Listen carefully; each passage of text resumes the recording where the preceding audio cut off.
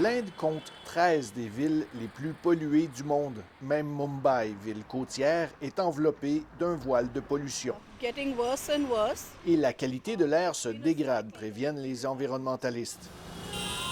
Forte croissance démographique, dépendance au charbon, boom de la construction. Les causes sont multiples et les victimes nombreuses. La pollution atmosphérique fait plus d'1 million de morts par année en Inde. Réduire la pollution au carbone, c'est le pari de cette entreprise émergente qui a vu le jour en 2016. Les déchets industriels et certaines émissions de CO2 sont récupérés, stérilisés et réduits en fine poudre qui sert ensuite à fabriquer des tuiles. Carbon Craft compte éventuellement élargir sa gamme de produits et aider à construire 1 million de résidences au bilan carbone négatif d'ici 2030, même si le marché demeure timide pour le moment.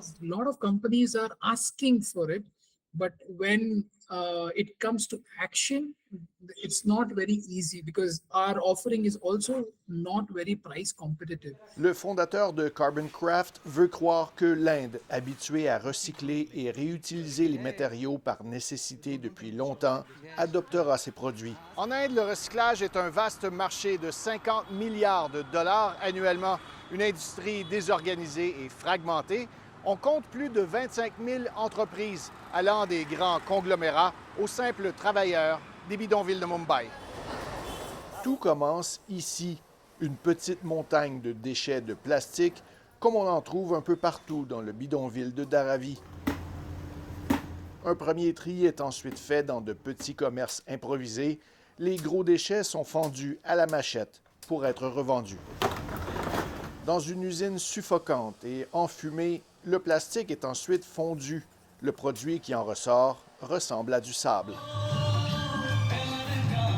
Les employés de cet atelier rudimentaire utilisent les grains de plastique réutilisés pour fabriquer des jouets pour enfants et des pinces pour les cheveux. Le plastique ne disparaîtra pas, dit le propriétaire. C'est bien qu'on le réutilise à notre façon.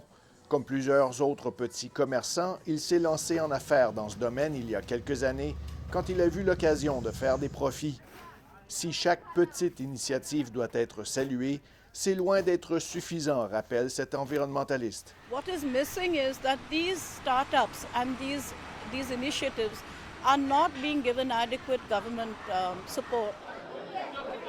En plein rattrapage économique, l'Inde doit apprendre à concilier protection de l'environnement et croissance rapide. Ici Philippe Leblanc, Radio-Canada, Mumbai.